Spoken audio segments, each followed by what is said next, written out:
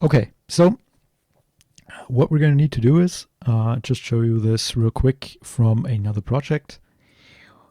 In this STM32 tutorial directory where we created memory X, we have to make a directory, or can make a directory, and that's going to be called this .cargo. So you make that, you change to it, and then you create a config file. I'm just going to paste my config here, and then I am going to just explain this to you as best as I can, line by line. So you can see here we have build, and we set a target, and this is the target platform. We do the same for run, and these two are cargo build and cargo run. So cargo now always runs with this target.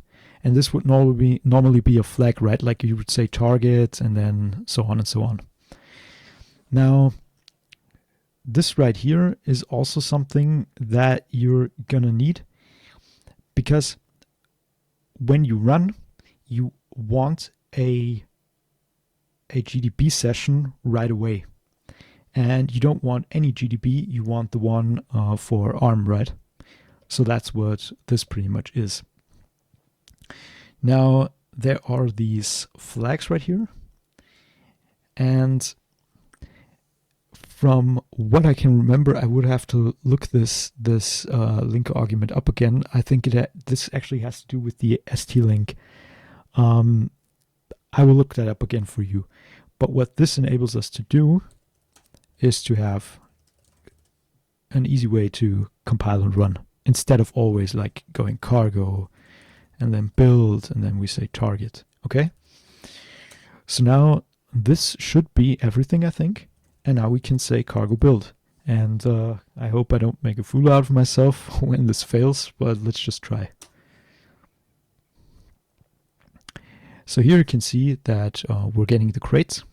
These are the dependencies that we put in the cargo.toml file. It just takes a little bit with my slow internet. But this should get us everything.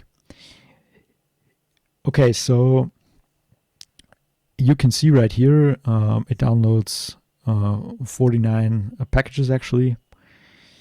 So there's a lot of stuff that's happening in the background, right?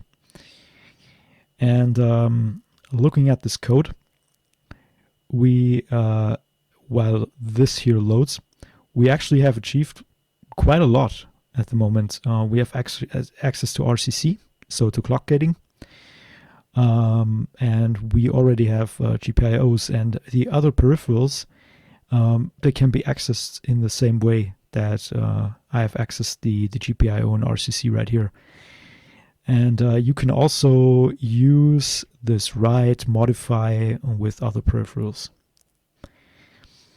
So you can see here, I didn't make a fool of myself after all. They actually compiled. It's just saying, okay, these peripherals, they don't need to be mutable. So we're going to just throw that out and then do a cargo build. And now we're done. We actually have a application built, and now we can run it.